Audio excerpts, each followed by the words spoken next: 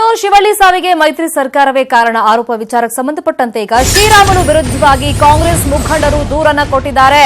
ಸಂಸದ ವಿಎಸ್ ಉಗ್ರಪ್ಪ ಅವರ ನೇತೃತ್ವದಲ್ಲಿ ಕಾಂಗ್ರೆಸ್ ಇದೀಗ ದೂರನ್ನ ಕೊಟ್ಟಿರೋದು ಶ್ರೀರಾಮುಲು ಅವರ ವಿರುದ್ಧವಾಗಿ. ಶ್ರೀರಾಮುಲು ಒಂದು ನೆನ್ನೆ ಸ್ಟೇಟ್ಮೆಂಟ್ ಅನ್ನ ಕೊಟ್ಟಿದ್ರು. ಶಿವಳ್ಳಿ ಅವರ ಸಾವಿಗೆ ದೋಸ್ತಿ ಸರ್ಕಾರದ ನಾಯಕರ ಒಂದು ರೀತಿ ಟಾರ್ಚರೇ ಕಾರಣ, ಅವರೇ ನೇರ ಹೊಣೆ ಆಗ್ತಾರೆ ಅನ್ನೋ ರೀತಿಯಲ್ಲಿ ಮಾತಾಡಿದ್ರು. ಇದೀಗ ಆ ಸ್ಟೇಟ್ಮೆಂಟ್ಗೆ ಸಂಬಂಧಪಟ್ಟಂತೆ ಅಧಿಕೃತವಾಗಿ ದೂರು ದಾಖಲಾಗಿದೆ. ಶಿವಳ್ಳಿ ಸಾವಿಗೆ ಮೈತ್ರಿ ಸರ್ಕಾರವೇ ಕಾರಣ ಆರೋಪ ವಿಚಾರಕ್ಕೆ ಸಂಬಂಧಪಟ್ಟಂತೆ ಈಗ ದೂರು ದಾಖಲಾಗಿರುವುದು. ಶ್ರೀರಾಮುಲು ವಿರುದ್ಧ ದೂರನ್ನ ಕಾಂಗ್ರೆಸ್ ಮುಖಂಡರು ಕೊಟ್ಟಿದ್ದಾರೆ. ಸಂಸದ ವಿಎಸ್ ಉಗ್ರಪ್ಪ ಅವರ ನೇತೃತ್ವದಲ್ಲಿ ಕಾಂಗ್ರೆಸ್ ದೂರನ್ನ ಕೊಟ್ಟಿದೆ.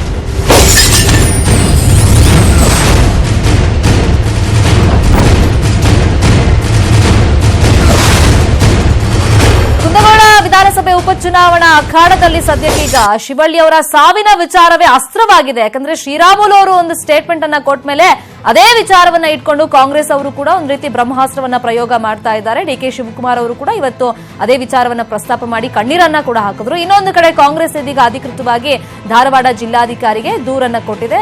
ವಿಎಸ್ ಉಗ್ರಪ್ಪ ಅವರ ನೇತೃತ್ವದಲ್ಲಿ ಕಾಂಗ್ರೆಸ್ ಮುಖಂಡರು ಹೋಗಿ ಶ್ರೀರಾಮುಲು ವಿರುದ್ಧವಾಗಿ ಈಗ ದೂರನ್ನ ಕೊಟ್ಟಿದ್ದಾರೆ. ಯಾಕಂದ್ರೆ ಶಿವಳ್ಳಿ ಅವರ ಸಾವಿಗೆ ದೋಸ್ತಿ ಸರ್ಕಾರದ ನಾಯಕರೇ ಕಾರಣ, ಮೈತ್ರಿ ಸರ್ಕಾರವೇ ಕಾರಣ ಅಂತ ಶ್ರೀರಾಮುಲು ಅವರು ನೇರವಾಗಿ ಒಂದು ಆರೋಪವನ್ನ ಮಾಡಿದ್ರಲ್ಲ. ಸೊ ಈ ಆರೋಪ ಸರಿಯಲ್ಲ ಅನ್ನೋ ನಿಟ್ಟಿನಲ್ಲಿ ಈಗ ಕಾಂಗ್ರೆಸ್ ನಾಯಕರು ಒಂದು ದೂರನ್ನ ಕೊಟ್ಟಿರುವುದು. ಜಿಲ್ಲಾಧಿಕಾರಿಗೆ ಈ ದೂರನ್ನ ಕಾಂಗ್ರೆಸ್ ಇದೀಗ ಕೊಟ್ಟಿದೆ.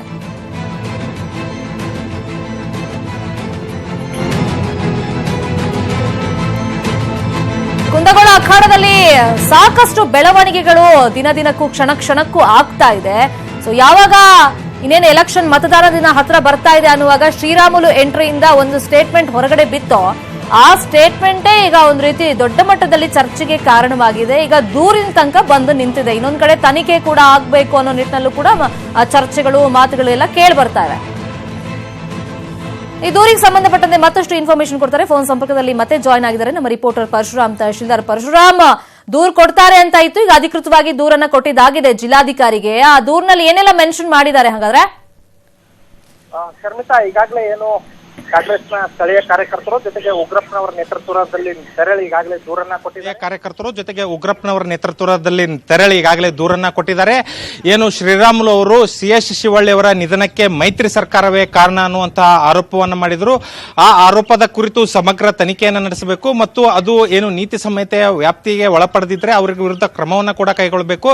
ಯಾಕಂತಂದ್ರೆ ಕ್ರಿಮಿನಲ್ ಆರೋಪದ ಕುರಿತು ಮಾಹಿತಿ ಇದ್ದರೂ ಕೂಡ ಶ್ರೀರಾಮುಲು ಅವರು ಈ ಮೊದಲು ಪೊಲೀಸರಿಗೆ ಮಾಹಿತಿ ನೀಡಬೇಕಾಗಿತ್ತು. ಅದು ಒಬ್ಬ ಸಚಿವರ ಸಾವಿನ ಸಂದರ್ಭದಲ್ಲಿ ಏನೋ ಅದಕ್ಕೆ ಯಾರೋ ಒಬ್ರು ಕಾರಣ ಅನ್ನುವಂಥದ್ರ ಕುರಿತು ನಿಮಗೆ ಕೊಲೆಯ ಮಾಹಿತಿ ಇದ್ದರೂ ಕೂಡ ಅದನ್ನ ತಿಳಿಸದೇ ಇರೋದು ಕೂಡ ಅಪರಾಧ ಆಗ್ತದೆ. ಹೀಗಾಗಿ ಈ ಕುರಿತು ತನಿಖೆ ನಡೆಸಿ ಅಂತ ಚುನಾವಣಾ ಅಧಿಕಾರಿಗೂ ದೂರ ನೋಡಿದ್ದಾರೆ. ಜೊತೆಗೆ ಸ್ಥಳೀಯ ಪೊಲೀಸ್ ಅಧಿಕಾರಿಗಳಿಗೂ ಕೂಡ ಒಂದು ಕಂಪ್ಲೇಂಟ್ ಕೊಡ್ಲಿಕ್ಕೆ ಈಗಾಗಲೇ ಸಿದ್ಧತೆಯನ್ನ ಮಾಡಿಕೊಂಡಿದ್ದಾರೆ.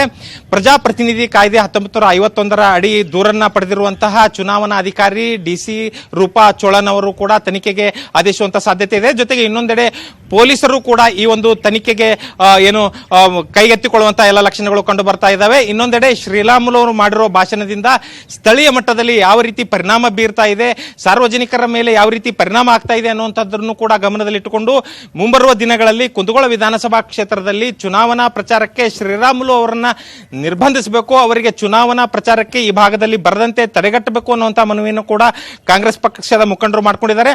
ಆ ಕುರಿತು ಕೂಡ ಚುನಾವಣಾ ಆಯೋಗ ಪರಿಶೀಲನೆಯನ್ನ ನಡೆಸ್ತಾ ಇದೆ. Sharmita, okay, thank you Parashuram tahsildar ತಮ್ಮ ಇನ್ಫಾರ್ಮೇಶನ್ಗೆ.